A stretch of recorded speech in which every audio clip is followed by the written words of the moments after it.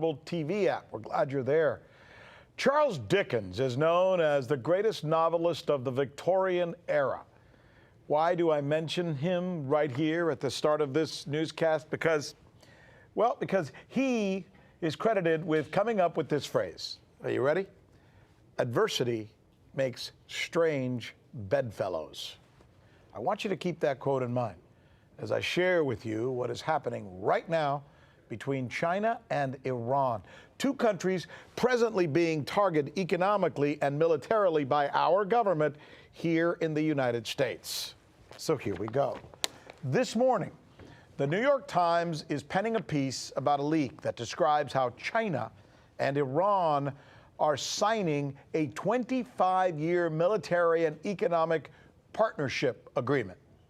The piece, entitled "When China Met Iran," seems to suggest that Washington is kind of freaked out by this, that it has, quote, the United States in a geopolitical storm. So what is this deal between the U.S.'s biggest adversary in the Middle East and the U.S.'s most predominant economic competitor on the entire world stage? Well, it's described as an agreement that is going to provide Iran with all the tech and economic development that China can offer in exchange for massively discounted oil, all that Iran can offer. This is amazing, isn't it? So just how important is this deal? Is it happening because our foreign policy here in the States has literally pushed these two countries into each other's embrace? Has our adversarial relationship with each of them somehow ended up bringing them together, ironically? Charles Dickens, one of the world's greatest writers and social commentators of all time, if he were alive today, would probably say, if asked that question, that the answer is yes. Today, our focus is Iran. We are going to drill down on what's happening there, and we've invited Iran's ambassador to the United Nations to join us here live on The News with Rick Sanchez, where we believe it's time to do news again.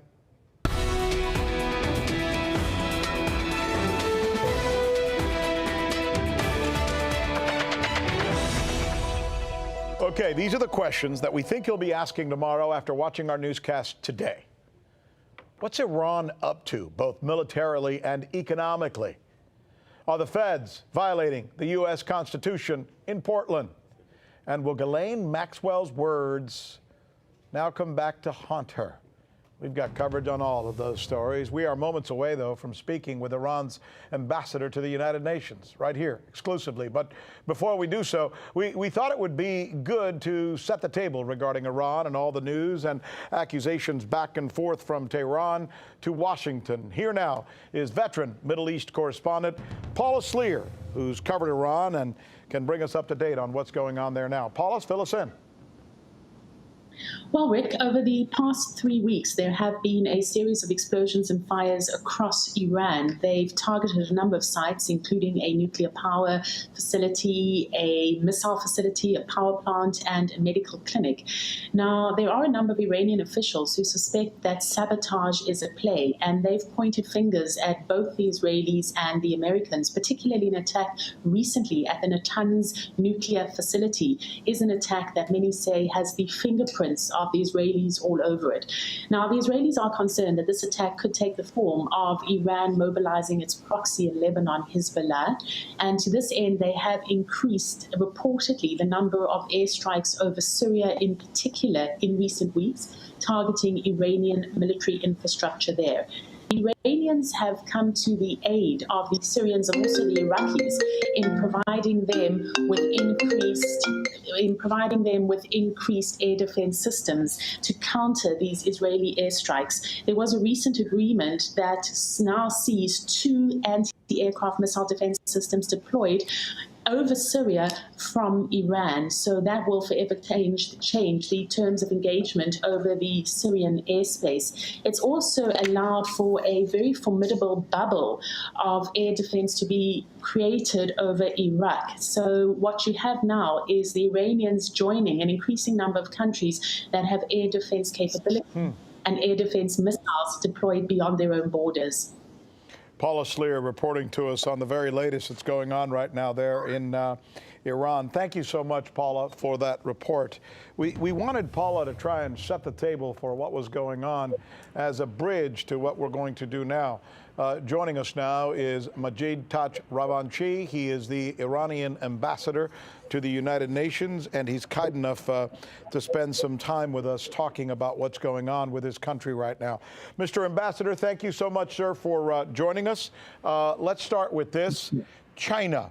I mentioned that there is a deal in the works between your country and China, which seems extremely significant. I mentioned that part of the reason this is happening, many believe here in the States, is because you are both adversaries, much more so within the last 3.5 years, even than in the past. What can you tell us about this deal with China, sir? Iran, first of all, thank you very much for having me. Iran and China are two great nations located in Asia. They have had good relations, traditional, historical relations, which go back to centuries. So it is natural for these two countries to get together, to discuss different issues, collaborate on many issues of interest to both sides, including in the field of economy. So the agreement between Iran and China is not something unusual.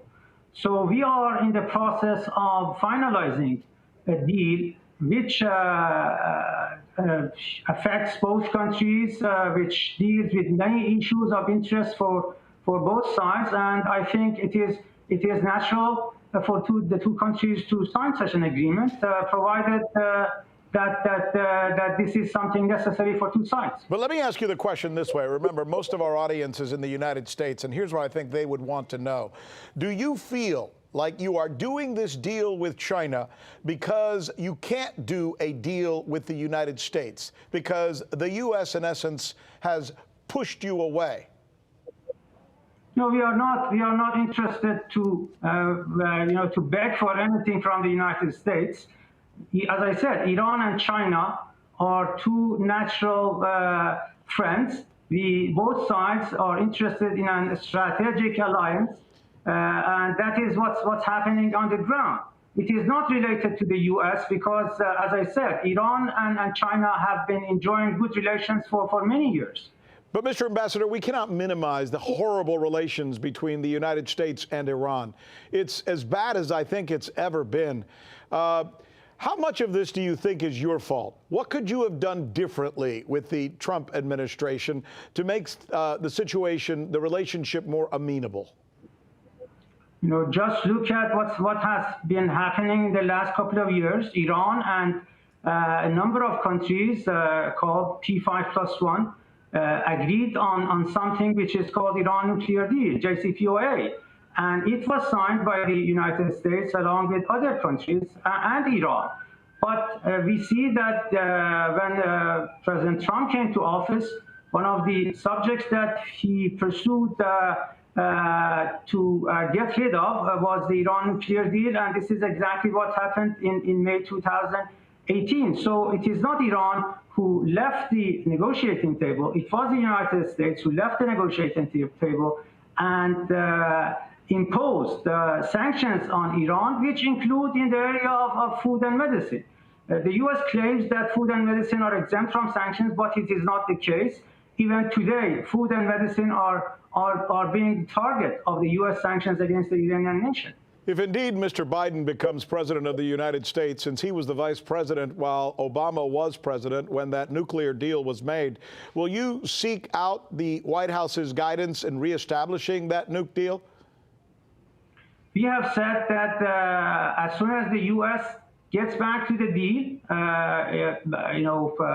act like a normal country who observes its international obligations.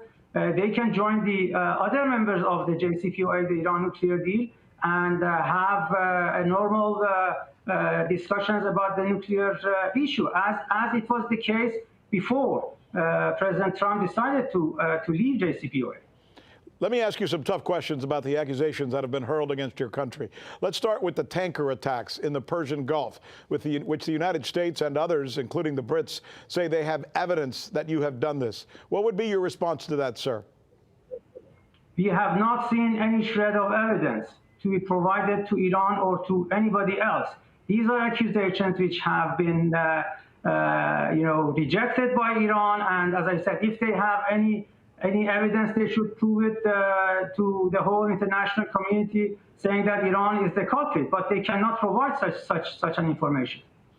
Prior to and even after the assassination of General Soleimani, the United States says that he personally, including your country as well, was fomenting terrorism in the region and were in fact responsible for many attacks that had taken place in places like Iraq.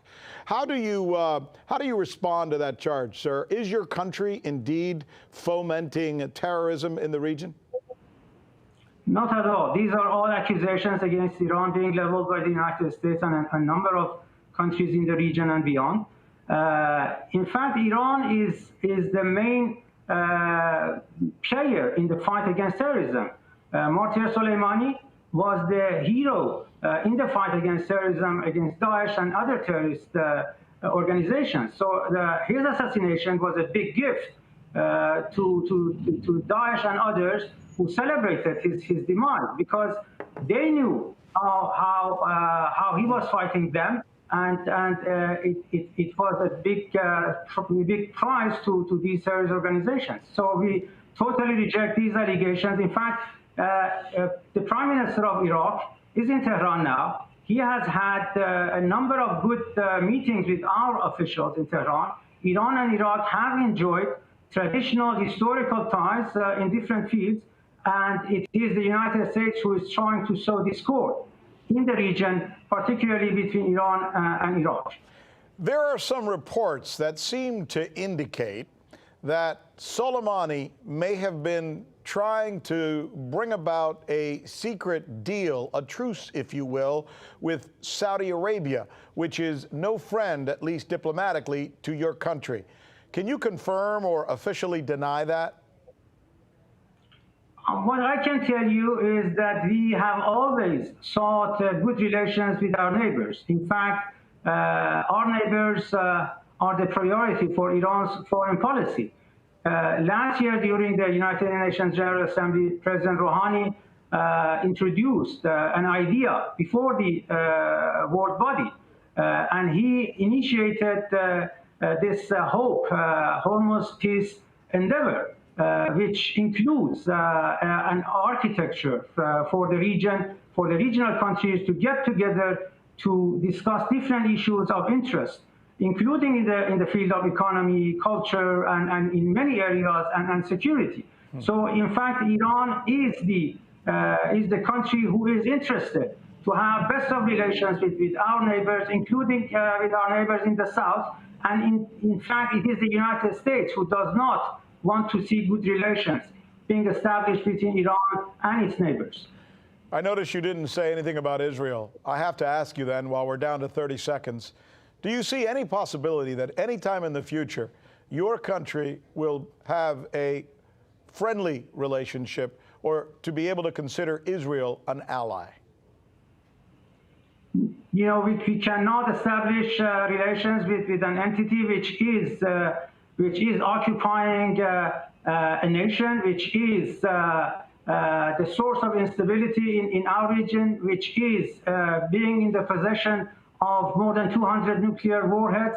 So Israel is the country who is responsible for all these wrongdoings in our region, for all these illegal, unlawful actions against the Palestinians and other countries in our neighborhood. Majid Touch Ravanchi is the ambassador to the United Nations representing Iran. He is also the head negotiator for Iran during the nuclear talks with the United States. And we thank him very much so for taking time to join us here and take us through this. We hope to be able to have another conversation again soon, Mr. Ambassador. Thank you again. Thank you very much.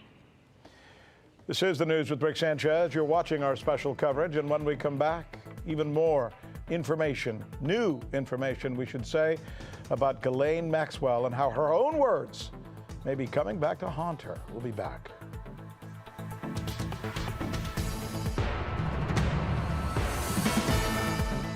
Protests and clashes with federal agents continued last night in Portland, Oregon, but the conversation has shifted toward what the federal government's role should be in this type of situation.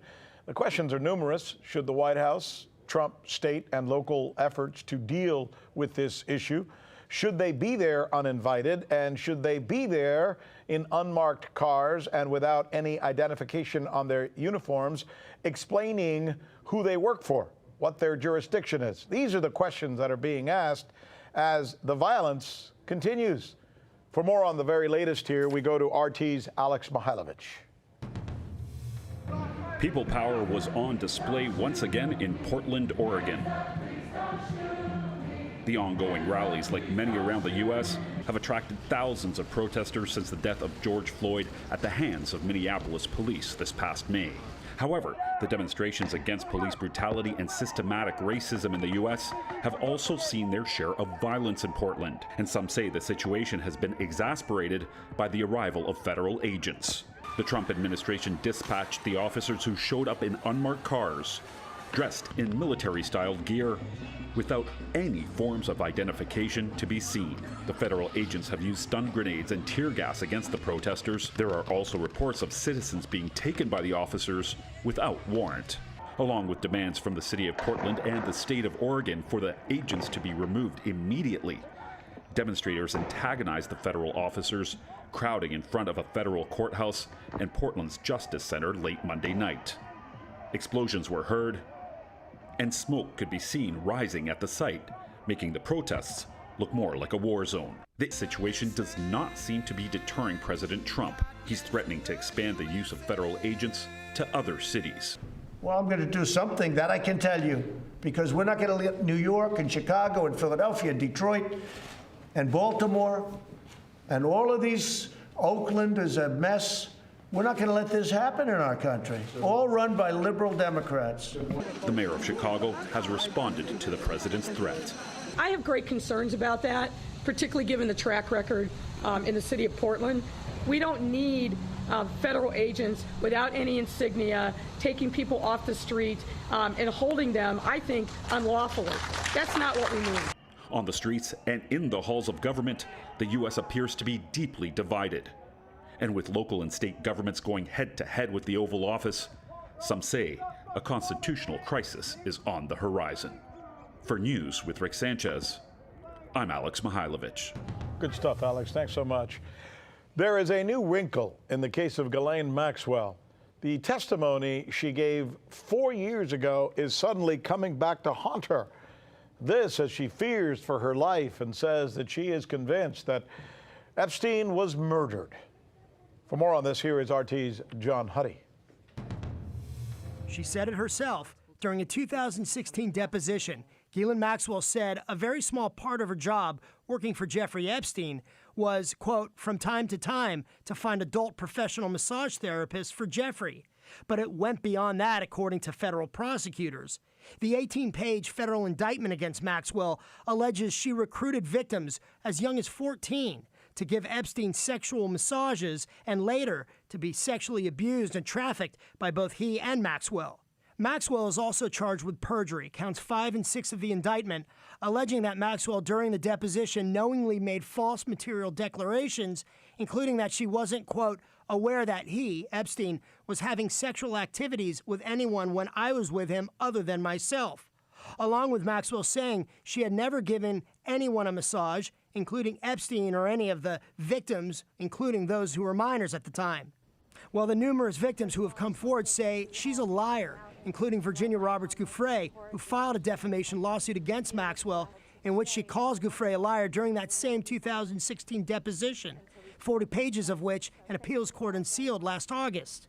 And speaking of liars, the Daily Mail reports that Maxwell paid $25,000 to fake news purveyor Jacob Wohl to, quote, smear Epstein victims and to get prosecutor Jeffrey Berman fired in an attempt to stall the sex trafficking investigation against her. Wohl and his shady lobbyist colleague Jack Berman have been accused of hiring paid actors to level disgusting and wild accusations against various politicians, including Nancy Pelosi and Elizabeth Warren. Wohl, whose father is the criminal defense attorney David Wohl, a frequent Fox News guest, has also been accused of financial fraud. The Daily Mail reports that a former model was hired by the two men to be used for the smear plot on behalf of Maxwell. RT could not independently verify the Daily Mail's reporting, but Miami Herald reporter Julie K. Brown, whose own reporting helped lead to the criminal indictment and arrest of Epstein last year, tweeted this about the Daily Mail exclusive. If this is true, it shows that Ghislaine Maxwell is using Jeffrey Epstein's playbook to corrupt the U.S. criminal justice system almost the same way Epstein did. I hope someone is investigating because questions need to be asked. One question being asked, could the Daily Mail story about Maxwell be more fake news peddled by Jacob Wohl for publicity? The sleazy and twisted world of Ghislaine Maxwell and Jeffrey Epstein taking even more twists and turns. For the news with Rick Sanchez, John Huddy. And joining us now is Lionel of Lionel Media. Boy, there's so much to unpack here. The big news item in the last 24 hours has been the fact that, A, she says she thinks she's going to be murdered or fears it. She's convinced that Epstein himself was murdered. A man identifying himself or identifying as her husband has suddenly come out of nowhere. A federal judge yesterday was apparently attacked in her home, and it turns out that she was the judge that was dealing with the bank that was tied to Jeffrey Epstein. My God, Lionel, where do you start? Where do we start with this? Let's talk about the surreal world of this first. If you would have told me that the federal government actually charged a notorious sex trafficker with perjury on a defamation deposition, I would have said, no. You don't do that. Rick, if we went after perjury, I'm sorry to say this, lying, there would be a 24/7 separate court for perjury. The idea of this, she's looking at maybe 35 years tops in this. Nobody even understands that. Number two, this is a woman who the other day you mentioned the husband to be. She's lying. She's trying to get out of prison, out of jail, to post bail, and she's lying about whether she's married. Won't tell the jail officials who he is. She might be able to use some type of a spousal immunity claim maybe later on. That's it. The thing that nobody can figure out also is, where is she? Now, I don't want to be conspiracy-minded, God forbid, but if you told me she's nowhere near, she's not even in this country, I wouldn't be surprised. Rick, she is the top, the number one linchpin in something that could bring down not something that is bigger than you or I could even imagine. And they're charging her with perjury? That's the least of our issues. So none of this case makes any sense at all. And don't forget, Bill Barr one time said in an interview, I think Epstein committed suicide. He's the only one. So everywhere, this case doesn't make any sense. So, by the way, just based on what you just asked, I just did a quick Google search. This is well-placed sources are saying she was arrested in New Hampshire. She was taken into custody in Brooklyn at the MDC, Metropolitan Department of Corrections. And then she was taken into custody by the Federal Bureau of Prisons, and I guess is somewhere in New York. That's your. She was in Brooklyn. They said she was in Brooklyn. But Rick, remember the story where she said she was in New Hampshire? Right. And they came to her man at 8 o'clock. Hello. She was smartly attired, reading a book. She doesn't get the Roger Stone 4 a.m. ninja call. I mean, none of this made any sense. Have you ever heard of the FBI ever storming a compound at 8 a.m.? And the idea, put it this way, let me tell you something. Yeah. If you're afraid for your life, The last place you're going to be is in the middle of the woods, where you could be hit by drone attack or God knows so what are you saying? In Are a you- mansion with big windows. Are you saying that you're, it sounds like you're skeptical about her arrest, and you seem to be implying that she's kind of calling the shots here and not being treated the way others have been treated in the past? Remember in the old days when Al Capone sometimes would get arrested just to make it look good? Mm-hmm. Remember those stories? I'm saying, Rick, something is rotten in Denmark. You know what I'm saying? I'm just saying. I wouldn't be surprised if this is nothing but a charade, as they say, to get to the bigger fish. All right. You know, in Hialeah, they say charade. As well they should. My friend Lionel, thank you so much. Interesting conversation, Thank you, a sir. story that just keeps on giving. Meanwhile, we're going to be following several other stories throughout the day to bring you the latest. There's also a big development in the sports world. We'll have that for you as well. I'm Rick Sanchez. See you when it's time, as we like to say, to do news again.